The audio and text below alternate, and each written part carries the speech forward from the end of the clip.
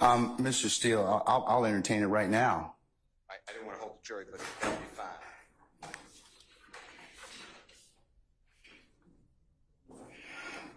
And what's the basis for your mistrial? We didn't know he was going to invoke. We didn't know what he was going to testify to, and I certainly didn't let him. He was only asked one question. So at this point in time, there's really, I mean, you can't knowingly let a witness invoke their Fifth Amendment privilege in front of a jury, but that didn't happen in this case. Last thing we heard from Mr. Copeland was he was going to testify. So everything you say, I'll adopt, because I was about to say those words. Based upon information belief, I'd like to call witnesses from the prosecution. I was told, I do not have the personal information, but I was told that Mr. Copeland made that known to officers of the prosecution team prior to being called right now. But it's what I was told. I mean, the last thing the court knew, and he has counsel. If a party knows that a witness is going to invoke the Fifth Amendment in front of a jury, which poisons us, I mean, there's no doubt it prejudices Mr. Williams et al., all of them, because this trial's been going on now, I believe, 8 months in front of a jury, and they've heard Mr. Copeland's name however many times a court reporter says. Casey, that's what we've heard. No, so the jurors have heard Kenneth Copeland. And as well, okay. I opened on him that he's the killer. We cross-examined all these witnesses about Kenneth Copeland. The state talked about Kenneth Copeland. My point is, if this honorable court finds that the state knew or had reason to believe that he was going to do this in front of a jury, that his response was going to be, I'm invoking the Fifth Amendment, then, Your Honor, yes, I adopt what you said. That's wrong of a party, and I'm moving for mistrial. Okay. Okay. All right, sir. Thank you. All right. Yes, sir. It would apply to everyone. Yes, Ms. Love. Your Honor, I'd just like to put some things on the record regarding Mr. Copeland. As we stated earlier, Mr. Copeland has... I don't want to interrupt you. Your Honor, I'm just telling the court I am not accepting the proffer. Your Honor, if I may... Okay, but counsel gets the proffer, Mr. Steele. I can accept that. So could you sit down at that time, sir? Sit down. Okay, thank you, sir. All right, Ms. Love, you can complete your proffer at this point. Your Honor, yes.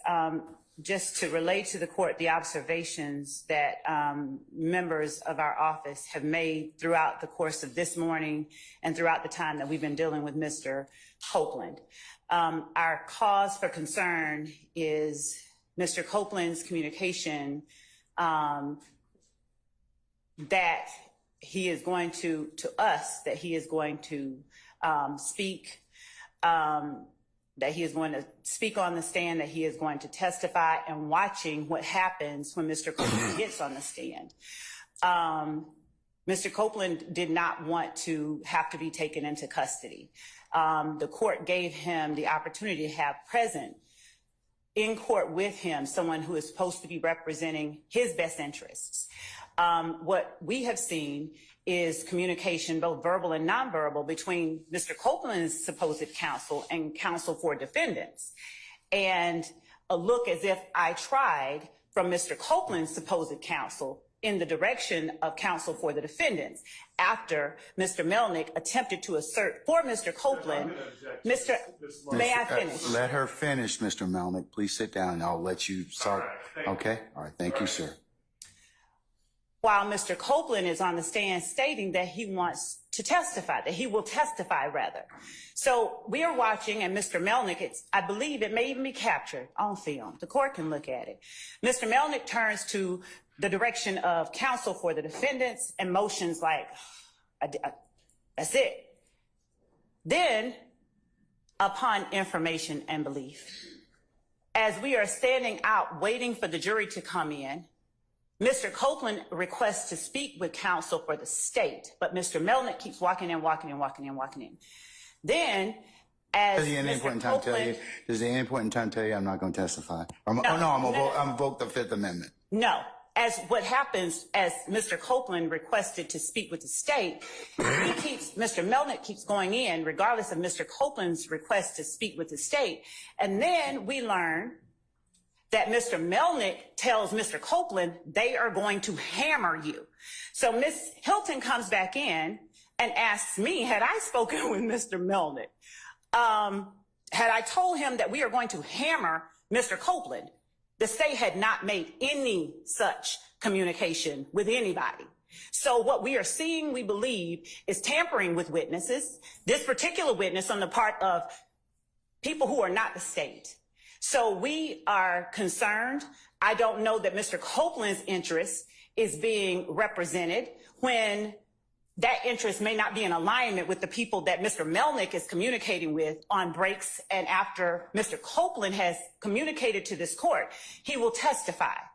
So watching the goings on as Mr. Copeland is not on the stand, it has been publicized, it has been hyped up that Mr. Copeland is the next witness. Mr. Copeland is the witness.